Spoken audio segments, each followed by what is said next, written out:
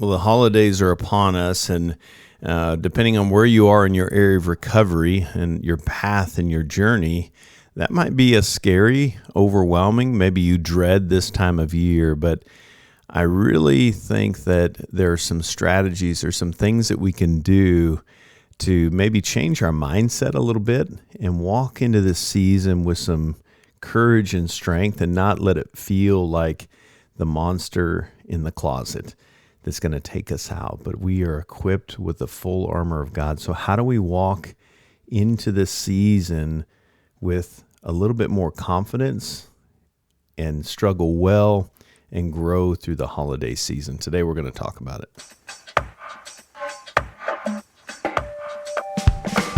Welcome to Celebrate Recovery Official, a podcast that shares life-change stories, courage, hope, and leadership wisdom, all centered around the Celebrate Recovery principles based on Matthew chapter 5, where Jesus is equipping us with ways to face our hurts, hang-ups, and habits, those things that get us stuck. Maybe it's some nasty core beliefs. Maybe it's some habits, these numbing agents. Maybe it's just running from our pain that's taken us into some unhealthy spaces. How do we face it so we can live as Christ sees us and really walk with some new healthy practices so we can have healthy community and healthy fellowship with the Father? I'm a grateful believer in Jesus Christ. I struggle with drugs and alcohol and perfectionism. My name is Rodney.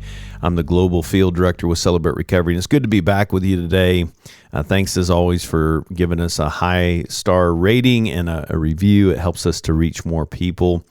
I'm going to hit the pause button on, we've been in a series of walking through the steps and answering the question, why do we do this? Is it busy work? But I hope you've been enjoying that.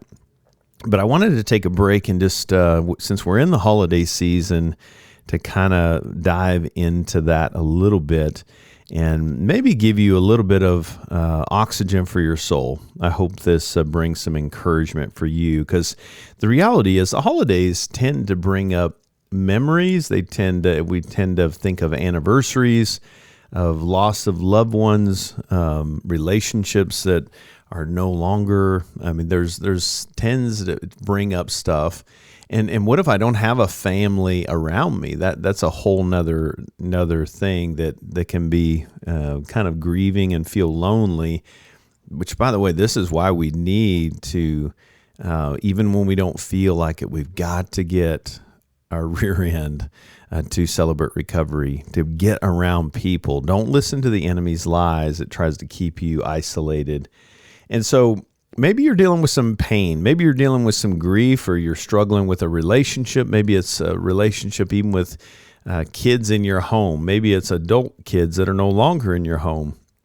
How do we turn toward God's word to uplift us, to direct us toward hope, to keep us on the path of healing and God's promises versus falling back into some old numbing agents? And so right out of the gate, I just kind of want to give you permission. I think it's an important point.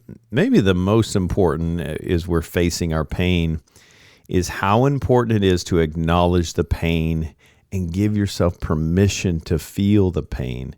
And more specifically, giving ourselves permission to grieve. You know, grief is if you think of grief, grief is, I was sharing this at a memorial service, actually with my sponsor's memorial service, that grief is, if you think of two differences in sadness and grief. Sadness is opening my heart to what was meant to be, but isn't. Just kind of letting that sit in our body, what was meant to be, but isn't. Grief is another layer deeper than that, and that is what isn't meant to be, but is. And so sometimes broken relationships, maybe we've got some adult children that are not talking to us right now, and that hurts. Or maybe we've lost a loved one, and death was not a part of the equation, and sin entered the world. But thank God it's not the end of the story for us now as believers, that we'll one day be reunited. One day I'll be reunited with my sponsor that I had to do the memorial service for. It's sad that he's not here, but my hope is knowing that there will be a reunion. But am I giving myself permission to grieve? Think of grief as kind of if you were in your home and there was a gang, just think of a gang trying to get into your house and they're beating down the door. You would do everything you could to put padlocks and chairs, you'd put steel walls, anything you could to keep the bad guys out. And I think sometimes with our emotions, with our pain, we will do the same thing. Don't let them in at any cost. Do not, under no circumstances, open that door if sadness tries to come in, or if anger that I'm feeling that needs to be expressed, not used as a weapon, but expressed, or confusion, frustration, denial, doubt, loneliness, all those things that come with grief. I think it's an important thing to remind yourself as you're going into the holiday season, as pain and grief comes up, give yourself permission, acknowledge the pain. This is the heart check. I got to say, how am I feeling right now? This is the value of journaling. If you've never journaled, give it a shot. Write down these things that are impacting you. You'd be amazed at how it can help release that control that it's, we don't be a slave to the emotions, the pain. And I think a way we can do that is by acknowledging it, putting it into words, giving yourself permission to grieve. Because here's the reality. The holidays can intensify those feelings of loss. They can intensify the feelings of heartache. But it's okay to feel the weight of those emotions.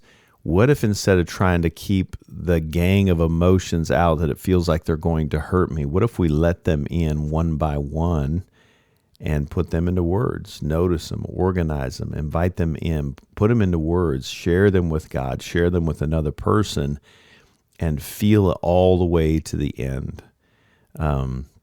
With emotions, especially in grief, sometimes we can kind of contradict the emotion that we're feeling with another emotion that we feel like we should be feeling.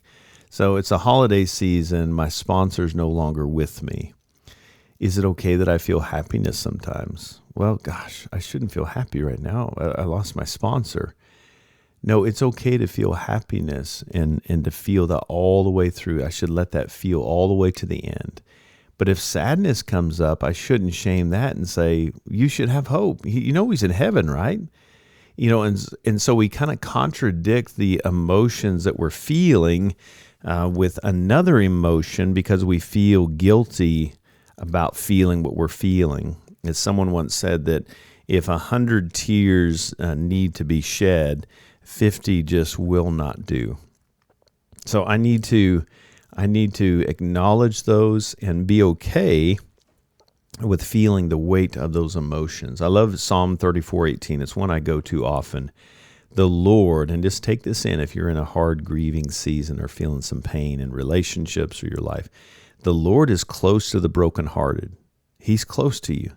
Goes on to say he saves those who are crushed in spirit. God is near to you, and he's understanding of your pain, and he wants to provide comfort.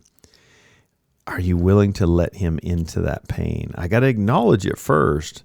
I can't experience Jesus's comfort if I don't acknowledge the pain. If I keep avoiding it, I have no opportunity to experience his comfort. Another passage, Isaiah 53:3, Jesus is described as this man of sorrows and acquainted with grief. It reminds us that God understands our struggles. He's not saying you shouldn't feel this. He's saying when you feel it, invite me into it. He understands your struggles more than anyone.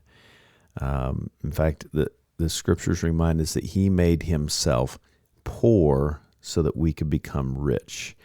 And it doesn't mean that our life is perfect, but it means we have now a source we can go to. So are you acknowledging the pain? Maybe journal it out.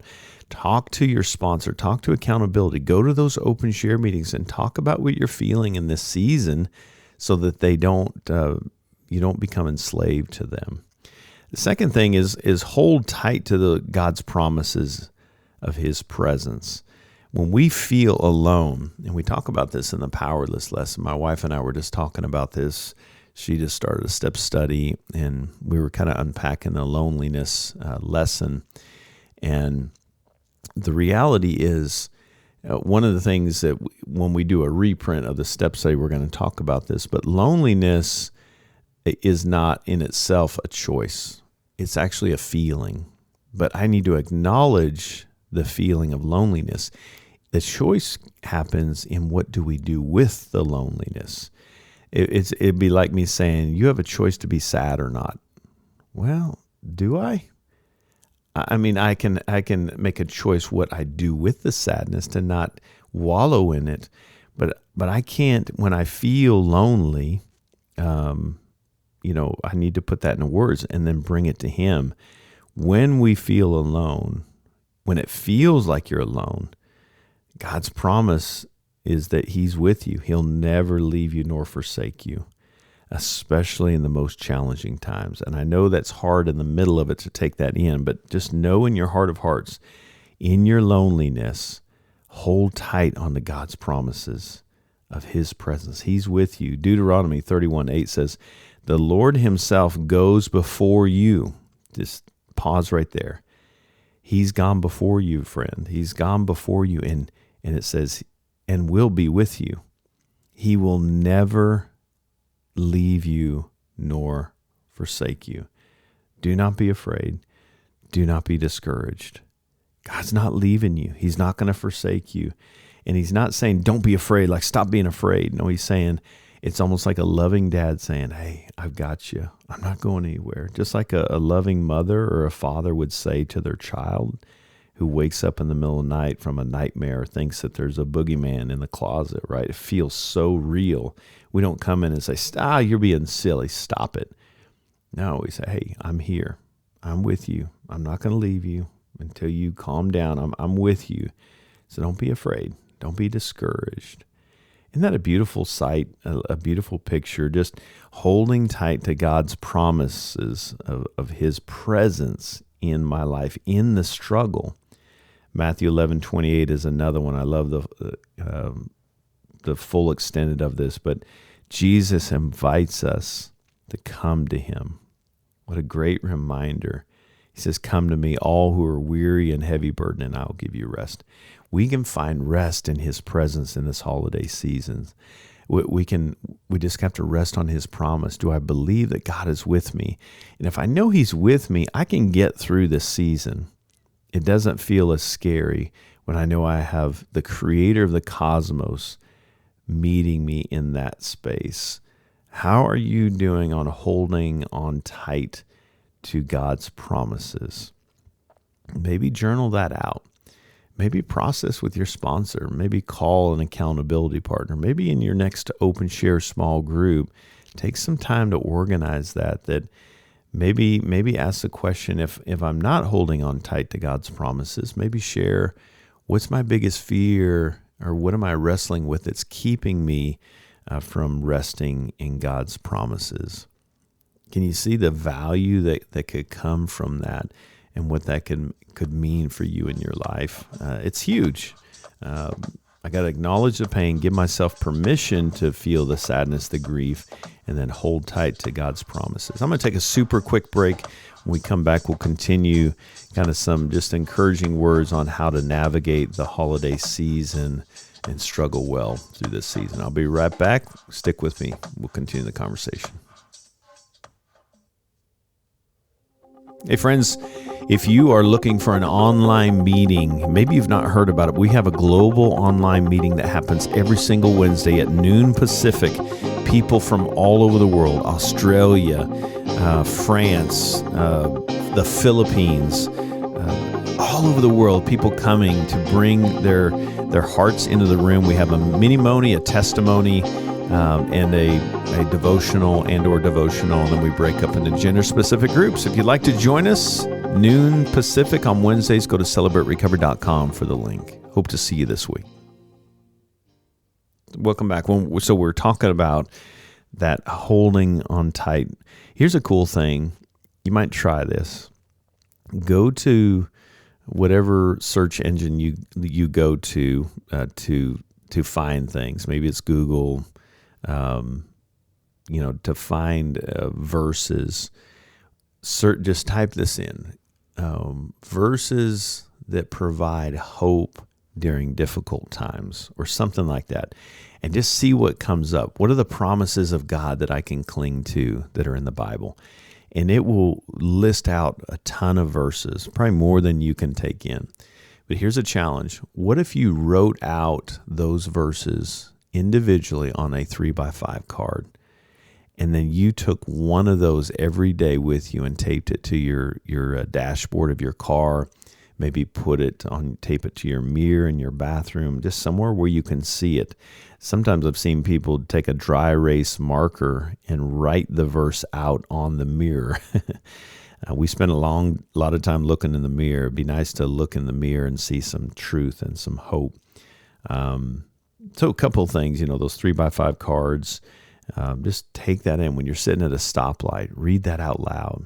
Speak it out loud. And even maybe to say, Lord, I'm clinging to this promise that you have gone before me and you'll be with me. You will never leave me nor forsake me. Lord, help me to know I don't have to be afraid because you're with me. Help me to not be discouraged. See how I just took that Deuteronomy 31:8 and made it a prayer. That Matthew 11:28. Lord, thank you that I can come to you in my weariness and my burdens, and I can find rest in you in this moment. Lord, I feel scared. I feel alone. I feel sad right now, and I need your comfort. Would you meet me in this?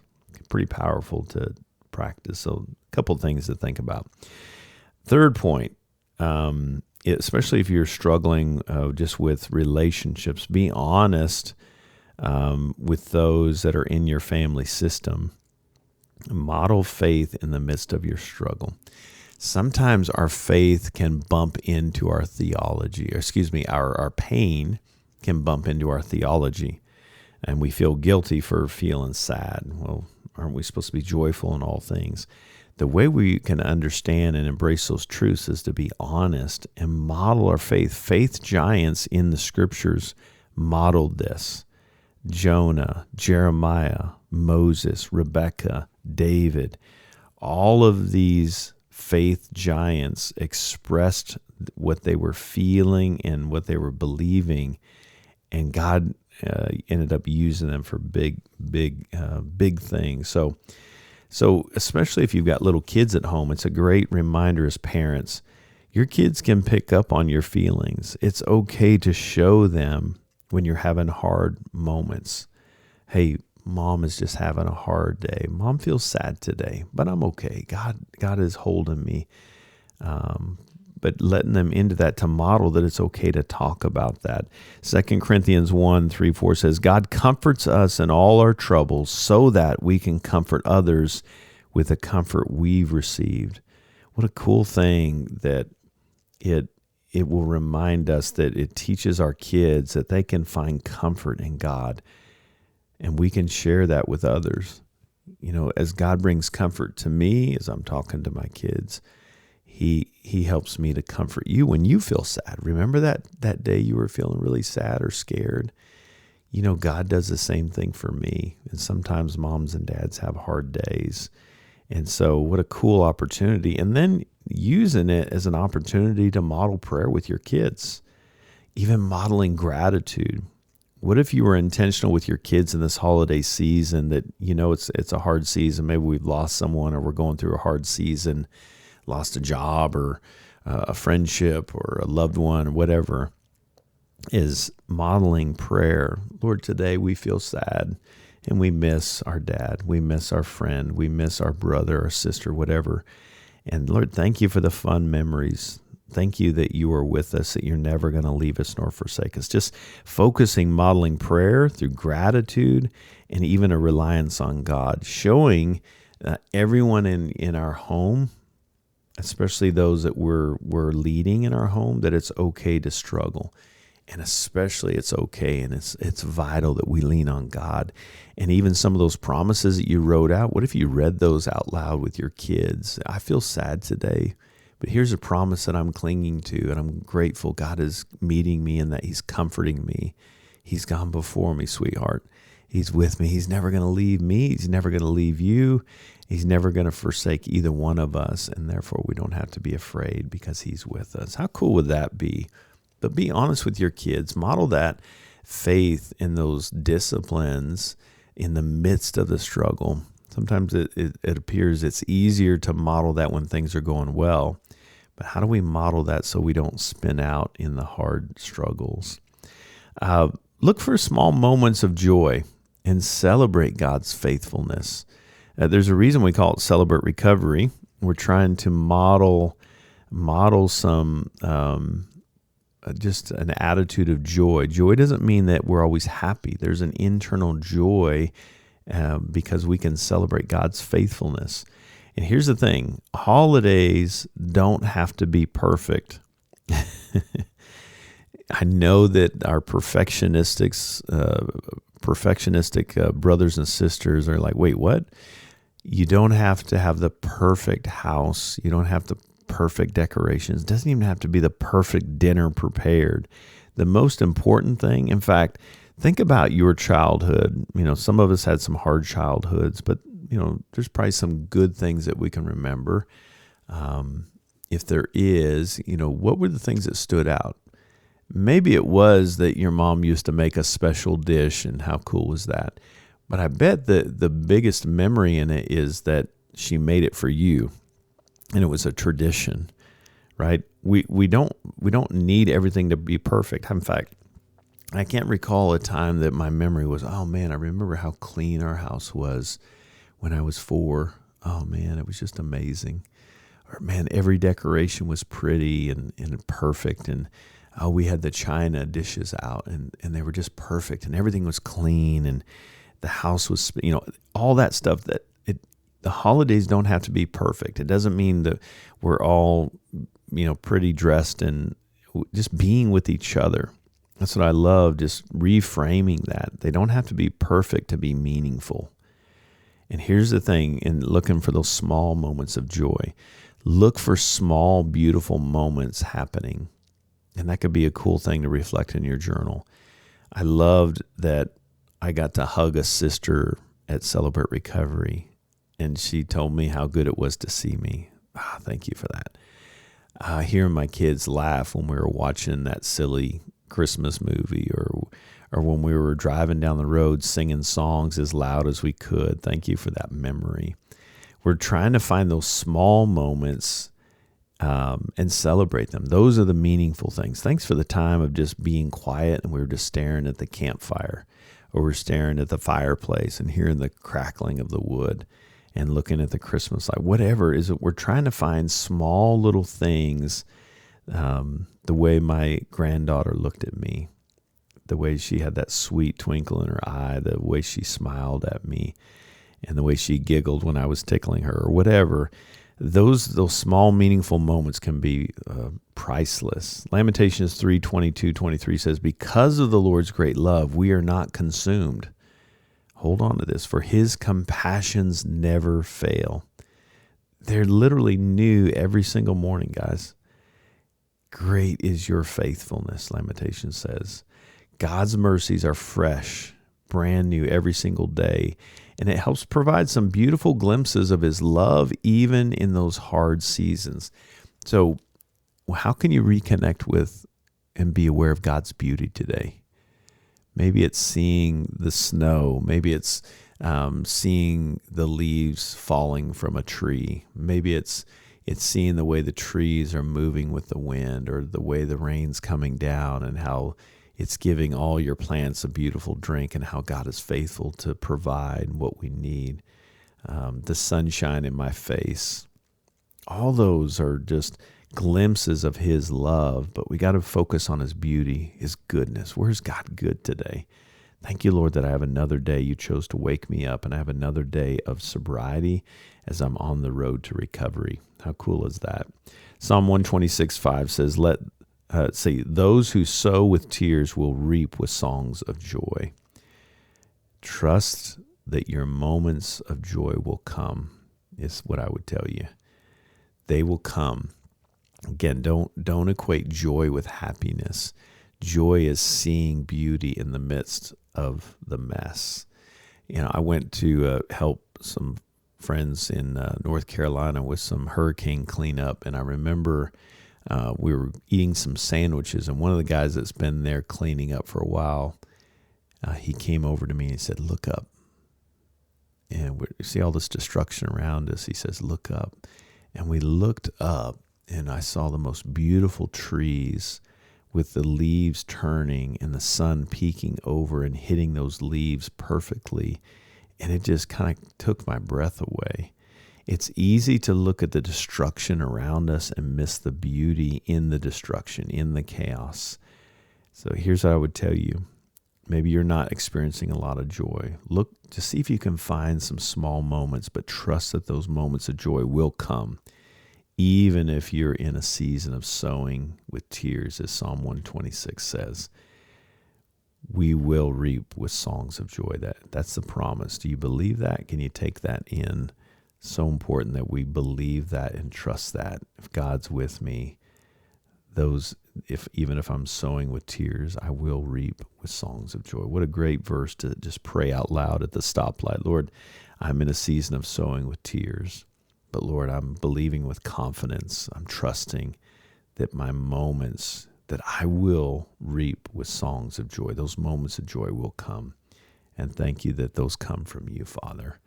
Help me to see them, even the smallest moments of joy, and celebrate your faithfulness. What a great prayer just to pray.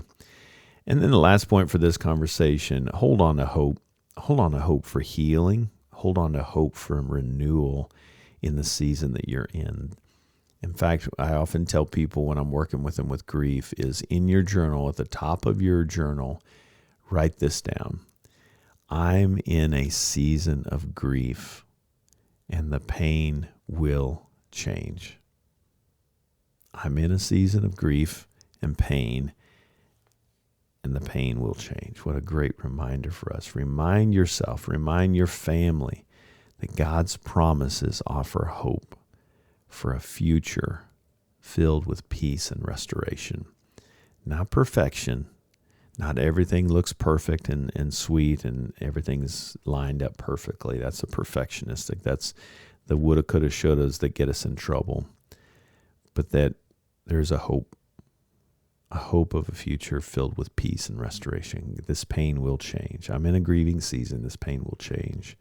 Romans 8:18 says, I consider that our present sufferings are not worth comparing with the glory that will be revealed in us. There's something beautiful beyond our present pain. This pain will change. Hold on to that hope. Hold on to that healing, that hope for healing and renewal in your life. Stay on the road. Keep doing what you're doing. Call your sponsor. Go to meetings. Stay plugged in with your local church. Be mindful of the people, places, and things that you're putting in you and around you that can affect your mental health, your recovery, your sobriety, your recovery. Revelations 21:4 says, God promises a day when he will wipe away every tear from your eyes. There will be no more death, no more mourning or crying or pain. The old order of things has passed away, as the scripture says. That's the hope, that this is a temporary residence, and we want to struggle well in this temporary residence, that God will meet us from heaven and come to us and bring the healing and renewal. Hold on to that hope. And so, are you holding on to hope? Are you looking for those small moments of joy? Are you being honest with those that you're around, modeling faith in the midst of the struggle? Are you holding tight to God's promises of his presence in the pain? And are you acknowledging that pain and giving yourself permission to feel it? Struggling, I just wanted to encourage you, if you're struggling, remember that while grief and hardship are very real, don't try to act like it's not there. God's love, his presence, his promises are just as much real, if not more. And though the holidays can become this season of difficulty and bring some things up, let's make it a season of drawing close to our source, Jesus Christ, the only one that can give us the experience of true comfort to help us find hope and renewal in our heart in the midst of the struggle. So important that we walk in that journey. The holidays are difficult, but they don't have to paralyze us. Don't make it perfect. Just stay connected with the Father and the body of Christ and organize that pain and some of those things that we've been talking about. And maybe you'll come out on the other end of the holidays thinking, I'm so much stronger. God grew me so much. I hope this helps you as you walk through this season. Hey, I just want to tell you, we love you guys, and we're in this together. I pray that you will walk this season with courage and strength of Joshua. When your knees begin to buckle and you want to turn and run, lean in, knowing we got a big God that's going to help us face the giants of the holiday, and we'll be better for it because we're doing it together with His help. I'm praying for you this holiday season. Stay connected. Stay plugged into your Celebrate Recoveries. We need each other, and we'd love to have you on a Friday night or a Thursday night or a Wednesday night, whatever your time your meeting meets in your local area. Hey, thanks so much for being with me. I pray that you'll join me next time. Until then, God bless you.